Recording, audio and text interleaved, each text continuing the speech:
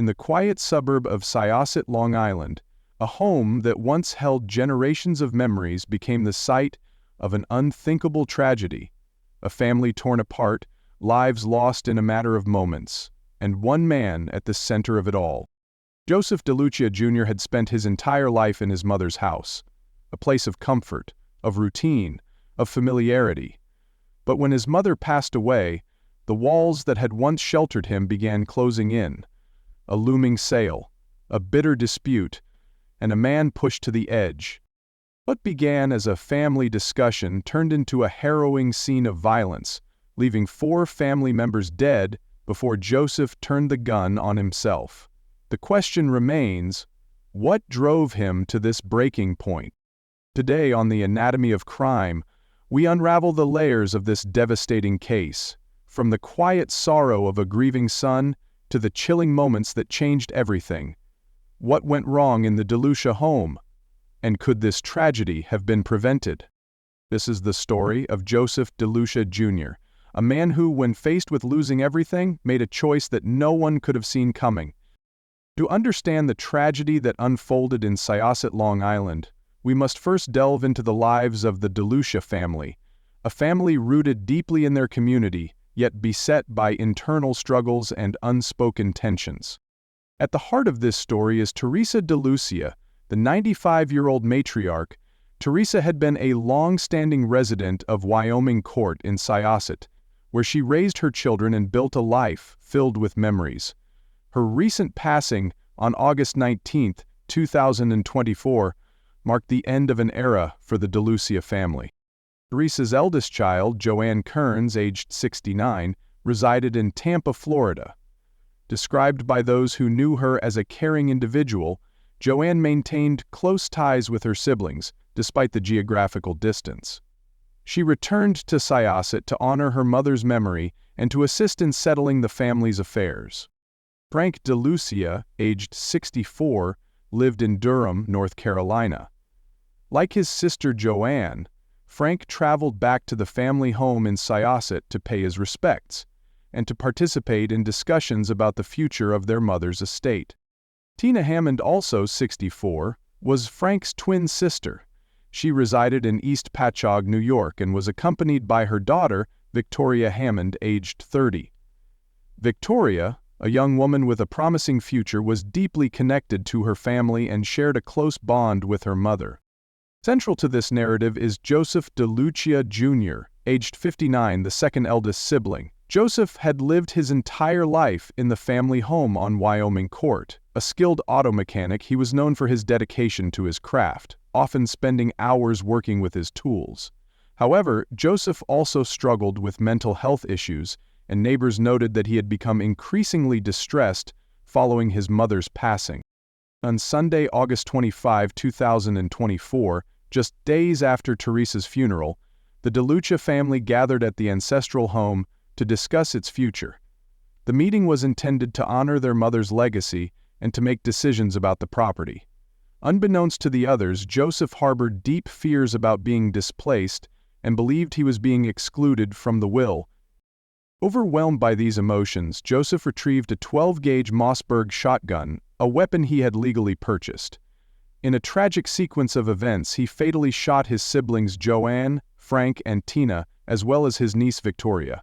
After discharging 12 rounds, Joseph stepped onto the front lawn, vocalized his actions, and then ended his own life. The investigation into this devastating incident was led by the Nassau County Police Department. Detectives worked tirelessly to piece together the events of that day, interviewing neighbors and examining evidence to understand the motivations behind Joseph's actions. Neighbors and community members provided valuable insights into the family's dynamics. They described Joseph as a man who had become increasingly isolated and troubled after his mother's death. Some recalled conversations where he expressed fears about losing his home and being left with nothing.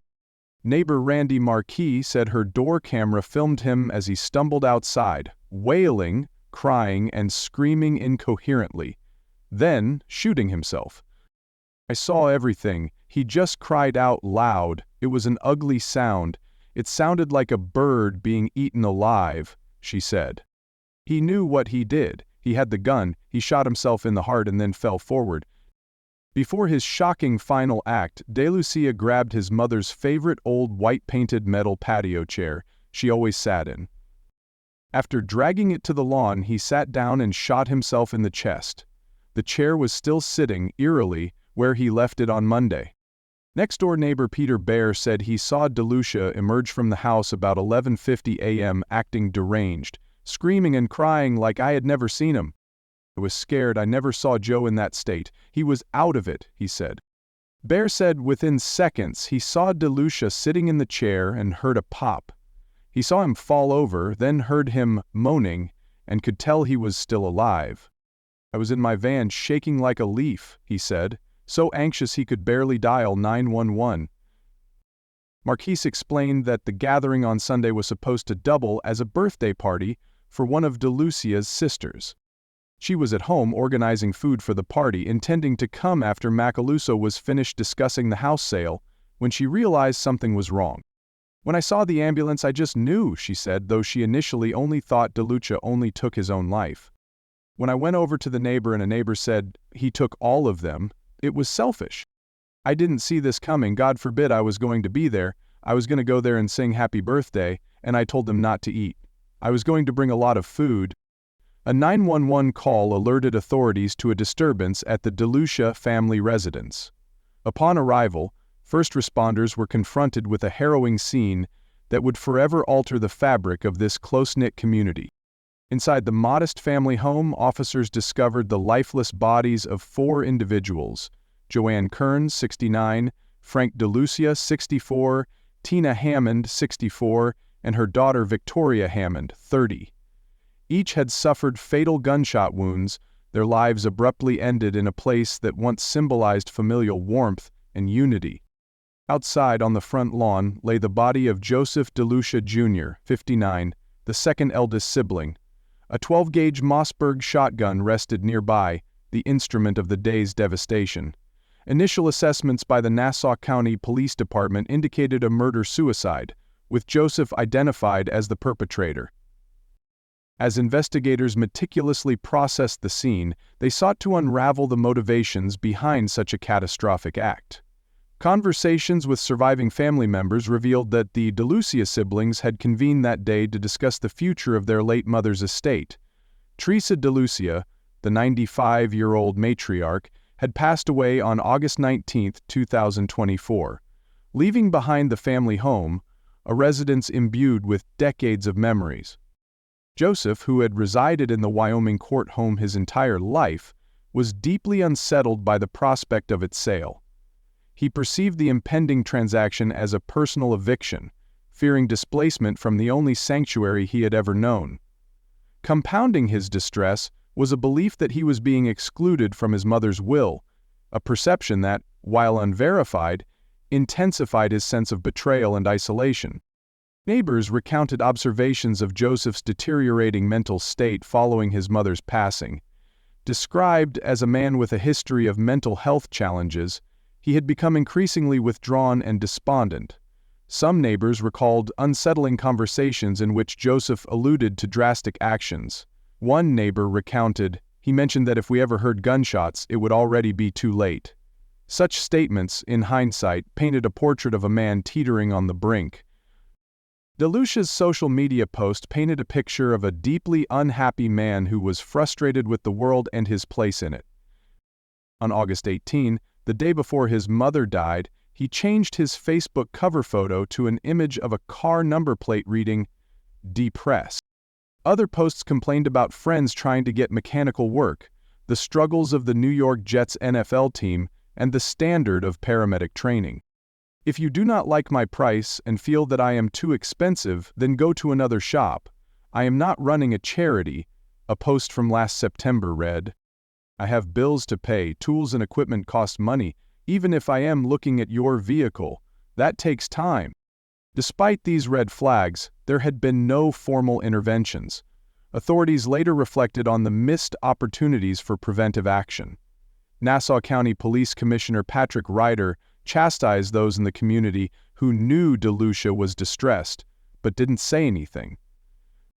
There was talk in that community about the distress of this shooter, that he decided he did not want to leave his residence after his mother died, he said. We are asking our communities not to sit back, be our eyes and ears, and let us know what is going on. He emphasized the importance of community vigilance, stating, "As a community, we hear things, we know things, we see things, and if we don't say something, sometimes the outcomes are like what we got yesterday." He highlighted the potential utility of red flag laws, which allow for the temporary removal of firearms from individuals deemed a risk to themselves or others. Had such measures been employed, this tragedy might have been averted.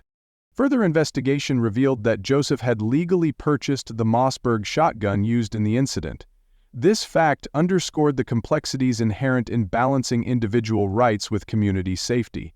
It also highlighted the critical role of mental health assessments in the context of firearm ownership. As detectives delved deeper, they uncovered layers of familial tension exacerbated by grief and miscommunication. The siblings' intentions to sell the family home were rooted in practicality and a desire to honor their mother's legacy. However, Joseph's perception was clouded by his fears and mental health struggles, leading him to view their actions as a personal affront. This tragic misalignment of perspectives culminated in an irreversible act of violence.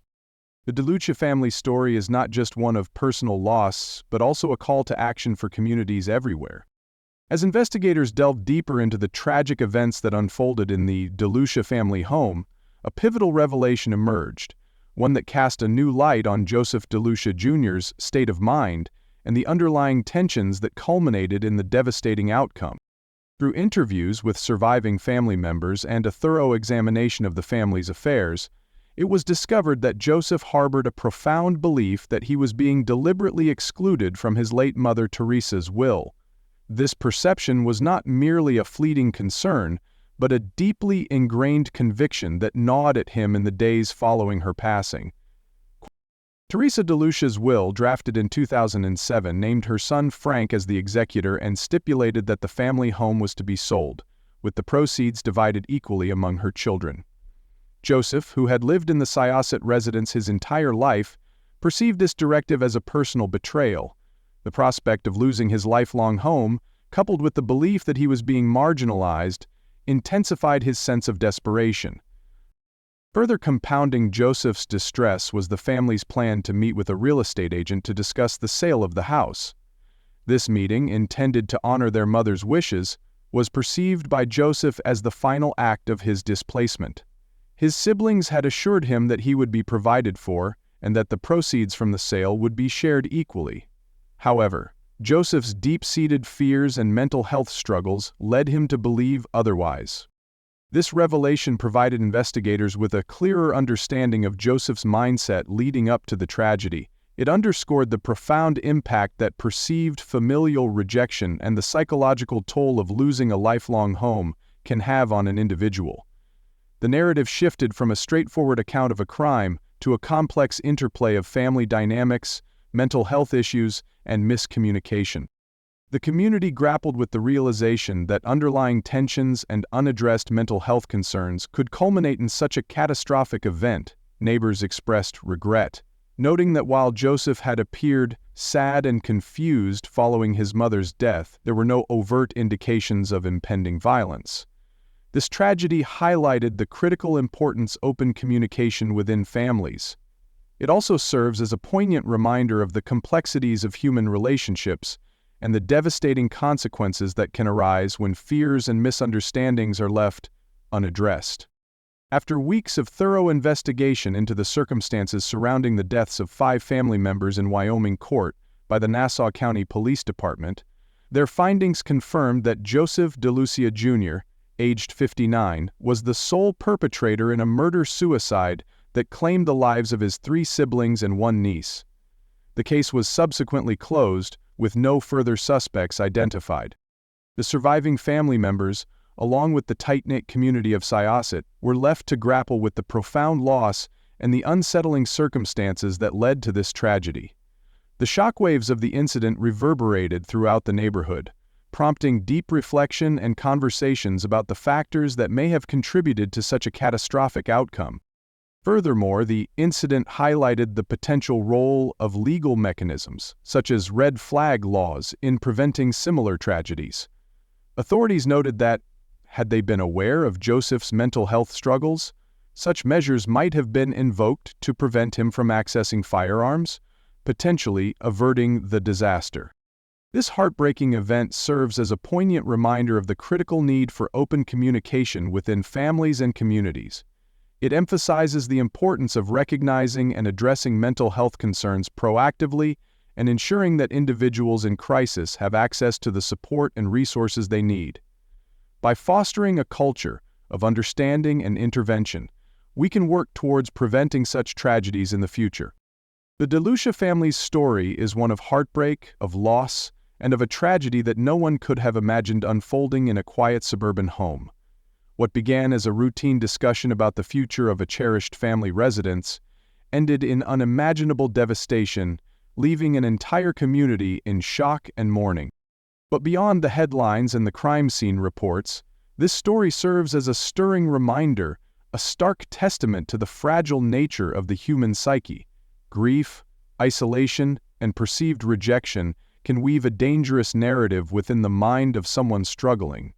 Unaddressed pain, when left to fester, can manifest in ways that are both tragic and irreversible. The DeLucia family's story is not just about one horrific day, it is about the days, weeks, and years leading up to that moment, the silent battles fought in the shadows, unseen by those around them. This tragedy compels us to ask difficult but necessary questions. How do we recognize the warning signs of a mind in distress? How do we ensure that those suffering do not feel alone in their struggles?